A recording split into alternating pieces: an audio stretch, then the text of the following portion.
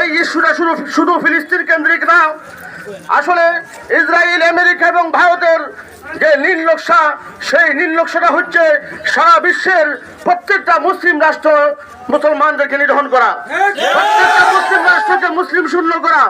আর আমরা ইতিমধ্যে দেখতে পাচ্ছি সেই নীল নকশা বাস্তবায়ন করতে গিয়ে যত ধরনের পদক্ষেপ গ্রহণ করতে হয় তারা নেওয়া শুরু করে দিয়েছে। আমরা দেখতে পাচ্ছি আমাদের পার্শ্ববর্তী দেশ ভারতে মুসলমানদের তাদের বাপ দাদা দেওয়া যে সম্পত্তি, ওয়াকফ সম্পত্তি, যেটা মুসলমানদের ধর্মীয় কাজে ব্যবহৃত হয়, সেই সম্পদটা সরকার এটা বাজেয়াপ্ত বললেই চলে, বাজেয়াপ্ত করে নিয়েছে, সরকারের অধীনে নিয়ে নিয়েছে।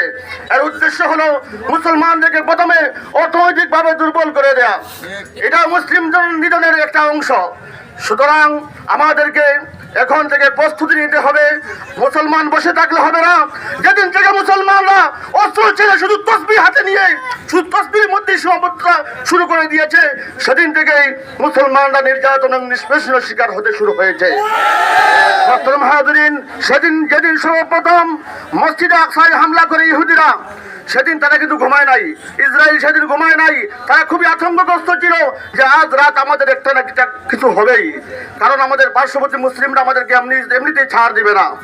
কিন্তু যখন ভোরবেলা দেখলো যে না, কোনো মুসলমান একটু নাড়া দেয় নাই, তখন তারা বলেছিল যে আমরা নিশ্চিত হয়ে গেলাম, এখন ফিলিস্তিন এবং মসজিদে আকসা নিয়ে আমাদের যা ইচ্ছা তাই করতে পারবো, আমাদেরকে প্রতিরোধ করার মতো কেউ দাঁড়াবে না। আমরা দেখতে পাচ্ছি শত বছর ধরে সেই ধারাবাহিকতা চলে আসছে। ফিলিস্তিনকে মারছে, মসজিদে আকসায় হামলা করছে, মসজিদে আকসায় মুসলমানদেরকে নামাজ পড়তে বাধা দিচ্ছে, কিন্তু কোন মুসলিম রাষ্ট্র তো বাধা দিচ্ছে না, কোন মুসলমান তো বাধা দিচ্ছে না।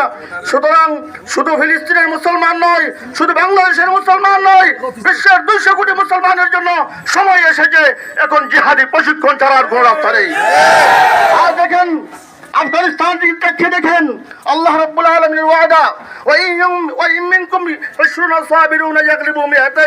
হে মুসলমানরা, তোমরা যদি 20 জন সৈন্য আমি আল্লাহর উপর ভরসা করে আমার দিন রক্ষার জন্য, ইসলামের শান ও মানকে বুলন্দ করার জন্য যদি মাঠে ঝাঁপিয়ে পড়ো, আমি তোমাদেরকে সাহায্য করব।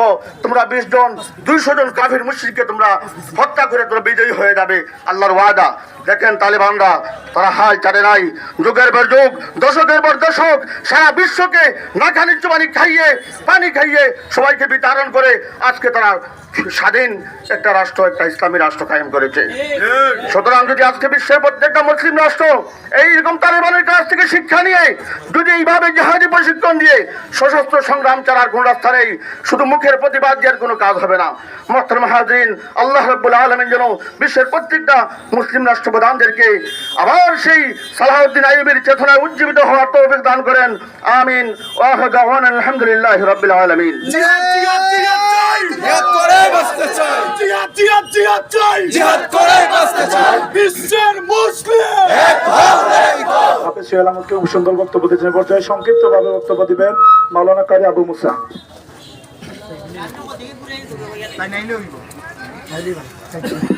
আলহামদুলিল্লাহ, আমি সর্বপ্রথমই আল্লাহ পাকের দরবারে শুকরিয়া জানাই যে আমরা সিন্দুরখান ইউনিয়নবাসী, আমার দলমত নির্বিশেষে সর্বস্তরের মুসলমান আলিম ওলামারা সহ সকলেই এই যুগ উপযোগী সময়ে আমরা যে উপস্থিত হতে পেরেছি আজকে ফিলিস্তিনের পক্ষে ইসরায়েলের আগ্রাসন বন্ধের দাবিতে, এর জন্য সকলকে আমি মোবারকবাদ জানাই, মহান আল্লাহ পাকের দরবারে শুকরিয়া জানাই। সম্মানিত উপস্থিতি, আমরা অনেকেই দেখে আসছি যুগ যুগ ধরে এই মুসলমানদেরকে বিভিন্ন ইহুদি খ্রিস্টানরা আমাদেরকে নির্যাতিত করছে, আমরা নীরব বসে আছি। যদিও আমরা বাংলাদেশ থেকে কিছু বলার নাই, কোনো শক্তি নাই আমরা প্রতিহত করার, কিন্তু একটা চিৎকার অন্তত পক্ষে মুসলমানদের পক্ষে দেওয়ার শক্তি আমাদের আছে। আর আপনারা জানা উচিত, অনেকেই মনে করে শুধু মনে হয় মিয়া সাহেবদের এটা দায়িত্ব, আসলে মিয়া সাহেবদের দায়িত্ব নয়, সমস্ত মুসলিম উম্মাহর এটা দায়িত্ব। আগেকার যুগে যত নবী রাসূলগণ আসছেন বা এই রাহমাতুল লিল আলামিন আমাদের নবী পিয়ারা নবী আসার আগে যত কিছু ঘটেছে পৃথিবীর মধ্যে, আল্লাহ রাব্বুল আলামিন তার কুদরতি সাহায্য আকাশ থেকে পাঠিয়েছেন, এখন কেন পাঠান না? অনেকে প্রশ্ন করে যে হুজুর আপনি কি দোয়া করেন ফিলিস্তিন শেষ হয়ে গেল। আসলে জানা উচিত যে আল্লাহ রাব্বুল আলামিন যেই সময় আকাশ থেকে কুদরতি সাহায্য পাঠিয়েছেন, ওই সময় পৃথিবীর মধ্যে মানুষের সংখ্যা কম ছিল, এমনকি মুসলমানের সংখ্যাও কম ছিল। আর এখন গোটা পৃথিবীর মধ্যে 200 কোটির উপরে মুসলমান। এখন মুসলমানদের পরীক্ষা হচ্ছে, আল্লাহ পাক ঈমানের পরীক্ষা নিচ্ছেন। যে মুসলমান নীরবতা পালন করবে, যে মুসলমান ফিলিস্তিনের পক্ষে কথা না বলবে, যিনি নীরবতা পালন করবে স্বার্থের জন্য, তিনি কিন্তু ঈমানদার নয়। আর যিনি ফিলিস্তিনের পক্ষে কথা বলবে এবং ফিলিস্তিনকে রক্ষা করার জন্য সমস্ত ইহুদিবাদের বিপক্ষে দাঁড়িয়ে যাবেন, একটা হুঙ্কার হলেও দিবেন, সে প্রকৃত মুসলমান। তাই সে কথাটি, সেই বিষয়টি আমাদের সকলের বিবেকের কাছে প্রশ্ন রাখা দরকার এবং সেটা চিন্তা এবং ফিকির করে আমরা সামনের দিকে এগিয়ে যাব। এতে যদি আমাদেরকে রক্ত দিতে হয় রক্ত দিব, আমরা প্রস্তুত আছি তো ইনশাআল্লাহ।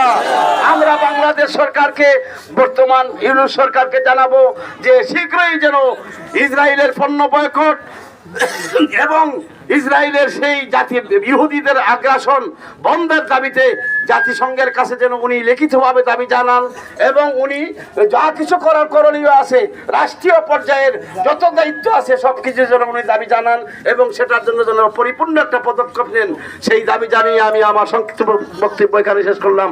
ওয়া আখিরু দাওয়ানা আলহামদুলিল্লাহি রাব্বিল আলামিন। আসসালামু আলাইকুম ওয়া রাহমাতুল্লাহ। ধন্যবাদ। আপনারা সংক্ষিপ্তভাবে বক্তব্য দিবেন। আসলে আমাদের হৃদয়ের কথাগুলি কিন্তু সংক্ষিপ্তই হয়, দীর্ঘ নয়, ঠিক আছে? সংক্ষিপ্তভাবে আপনারা বক্তব্য দিবেন। পর্যায়ে বক্তব্য দিবেন আমাদের সিন্দুর খান বাজার মসজিদের সম্মানিত ইমাম ও খতিব মাওলানা সৈয়দ আহমদ আলী সাহেব। একটা ফন্ডের নাম কইল যে বাজারের হাটি নিষেধ সম্পর্কে। আসসালামু আলাইকুম রাহমাতুল্লাহ। নাহমাদুহু ওয়া নুসাল্লি আলা রাসূলিল কারীম, আম্মা বা'দ। আউযু বিল্লাহি মিনাশ শাইতানির রাজীম। বিসমিল্লাহির রহমানির রহিম। ওয়াকুল জাআল হাক্কু ওয়া যাহাকাল বাতিল ইন্নাল বাতিলা কানা যাহুকা। সাদাকাল্লাহুল আযীম। সম্মানিত মুসলিম জনতা, সর্বস্তরের সিন্দুর খান এলাকার সর্বস্তরের মুসলমান ইসলাম পিপাসু ভাইয়েরা, আমার আলোচনার প্রারম্ভে আল্লাহ তাবারক তাআলার দরবারে শুকরিয়া জ্ঞাপন করছি যে মহান রব্বুল আলামিন আমাদেরকে আজকে এই মুহূর্তে ইমানি দায়িত্ব পালন করার তৌফিক দান করেছেন। আমিন। সম্মানিত ভাইয়েরা, আমরা জানি শুধু বাংলাদেশের এই সিন্দুরখানে আজকের এই সমাবেশ সীমিত নয়, যেখানে সারা বিশ্বের মানুষ মুসলমান ফিলিস্তিনের মুসলমানের জন্য কাঁদছে, সেখানে আরবের মানুষ আমার ভাই সেখানে নর্তকী নাচাচ্ছে। আমরা চিন্তা করতে পারি না, যেখানে মায়ের শিশু ভূমিষ্ঠ হওয়ার সাথে সাথে তার রক্তে ফিলিস্তিনের মাটি রঞ্জিত হচ্ছে, আর এই মুহূর্তে মুসলমানের বাচ্চা হয়ে সে নর্তকী নাচাচ্ছে এবং বিধর্মীদের মধ্যে কাজ চালাচ্ছে। আমরা সর্বপ্রথমে তাদের বিরুদ্ধে প্রতিহত গড়ে তুলতে হবে। বিশেষ করে মুসলমানের মধ্যে মুনাফিক যারা রয়েছে তাদের বিরুদ্ধে জিহাদ ঘোষণা করতে হবে। আমরা জানি রাসূল পাক সাল্লাল্লাহু আলাইহি সাল্লাম মুনাফিকদের মসজিদে পর্যন্ত নামাজ আদায় করেন নাই। আমরা স্পষ্ট ভাষায় বলে দিতে চাই, এখনো যারা মুসলমানের মধ্যে গাদ্দারি করছে, মুসলমানের মধ্যে মুনাফিকি করছে, তোমরা সোজা হয়ে যাও, আর না হয় বিধর্মীদের সাথে যুদ্ধের আগে তোমাদের সাথে আমাদের যুদ্ধ ঘোষণা। আমি বলতে চাই, এখনো যারা ফিলিস্তিনকে ব্যবহার করে, গাজাবাসীকে ব্যবহার করে টাকা বানাইতে চায়, আমি তাদেরকেও দীক্ষা দিতে চাই। কারণ মুসলমান তো কখনো দুনিয়া পিপাসু হতে পারে না।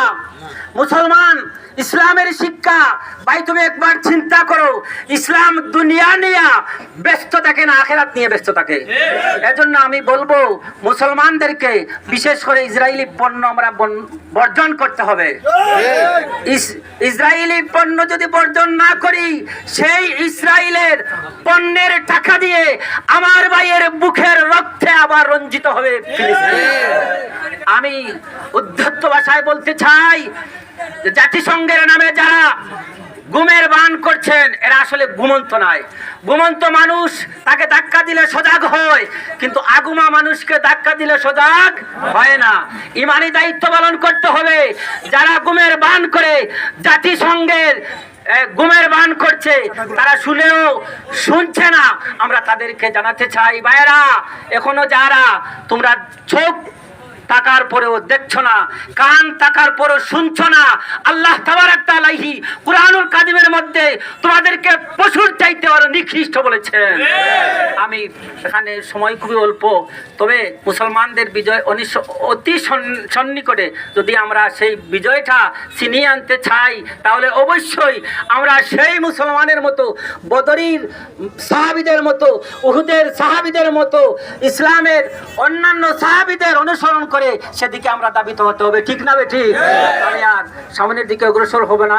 এখানে অনেক উলামায়ে কেরাম আছেন, বিজ্ঞ ভাইরা আছেন, আপনারা অনেক আলোচনা করবেন। আসসালামু আলাইকুম ওয়া রাহমাতুল্লাহ। ধন্যবাদ। এ পর্যায়ে বক্তব্য রাখবেন মুফতি মাওলানা আব্দুল্লাহ আল ফারিক। السلام عليكم ورحمة الله. إن الحمد لله والصلاة والسلام على نبي الله. أيها الحاضرون الكرام، أنتم ترون أن إسرائيل ظلمت أهل فلسطين وقتلت أطفالها ورجالها وشيوخها ونساءها ودمرت بيوتها ودمرت مساجدنا ودمرت بيت المقدس وأخذت بيت المقدس وأخذت بغير حق أرض المسلمين، أرض بيت المقدس، أرض فلسطين. أيها الحاضرون الكرام، نحن نقول اليوم يا أيها العرب ارفعوا أيديكم نرفع معكم أيدينا إن شاء الله. أيها العرب والعجم اجتمعوا للموت لا تموتون. أيها العرب والعجم أرض فلسطين أرضنا، أرض فلسطين أرض المسلمين، بيت المقدس بيت المقدس بيت مسلمين.